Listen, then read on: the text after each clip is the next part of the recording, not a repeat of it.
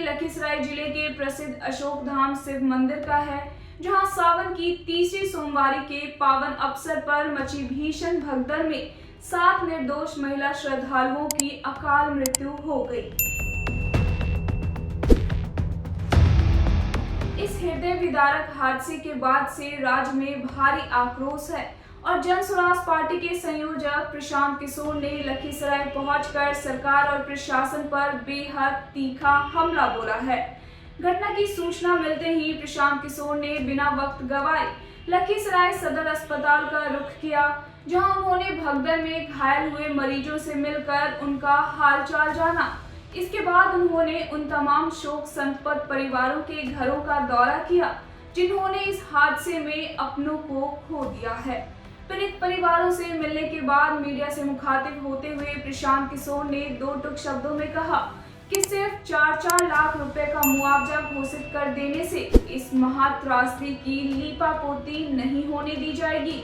उन्होंने सरकार को चेतावनी देते हुए कहा कि इस घटना की पूरी जवाबदेही तय करनी होगी और यह सवाल उठाया कि जब सावन के महीने में हर साल लाखों की भीड़ उमड़ती है तो फिर इतनी बड़ी लापरवाही कैसे बरती गई और अब तक किसी भी दोषी अधिकारी के खिलाफ कोई ठोस कानूनी कार्रवाई क्यों नहीं की गई।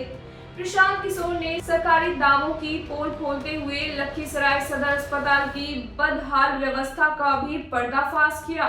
उन्होंने बताया कि अस्पताल में इलाज की स्थिति इतनी लचर थी कि गंभीर रूप से घायल कई मरीजों को मजबूरन निजी नर्सिंग होम में ले जाना पड़ा, जहां आज भी कुछ मरीज आईसीयू में जिंदगी और मौत के बीच संघर्ष कर रहे हैं। उन्होंने आरोप लगाया कि जब बड़ी संख्या में घायल अस्पताल पहुंचे तब वहां सिर्फ एक आयुष डॉक्टर ड्यूटी पर मौजूद थे और शाम होते होते अस्पताल में पट्टी बांधने या सुई लगाने तक की न्यूनतम चिकित्सा सुविधाएं भी उपलब्ध नहीं थी। उन्होंने इसे पूरी तरह प्रशासन की सुस्ती और निकम्मेपन का नतीजा बताया।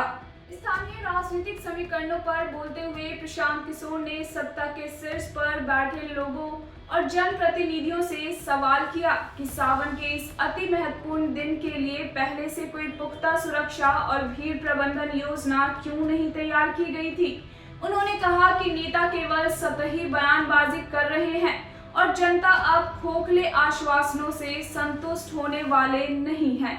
उन्होंने मांग की है कि इस मामले की उच्च स्तरीय न्यायिक जांच होनी चाहिए और संलिप्त अधिकारियों तथा मंदिर प्रबंधन समिति के दोषी सदस्यों पर गैर इरादतन हत्या के तहत मुकदमे दर्ज होने चाहिए।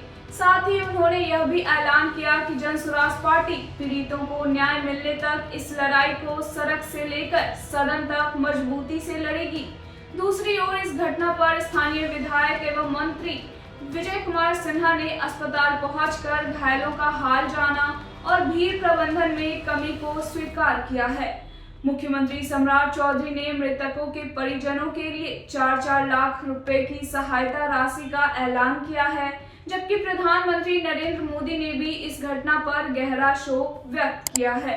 हालांकि सदर अस्पताल की लचर व्यवस्था को आक्रोशित स्थानीय लोगों ने अस्पताल के बाहर सड़क जाम कर जोरदार प्रदर्शन किया है और अब सबकी निगाहें इस बात पर टिकी है कि सरकार इस मामले में सिर्फ लीपापोती करती है या सचमुच लापरवाह अधिकारियों पर सख्त कार्रवाई करती है।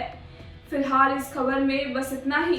देश और दुनिया की तमाम बड़ी खबरों के लिए बने रहें हमारे साथ। आंखें न्यूज़ 24 पर, नजर हर खबर पर।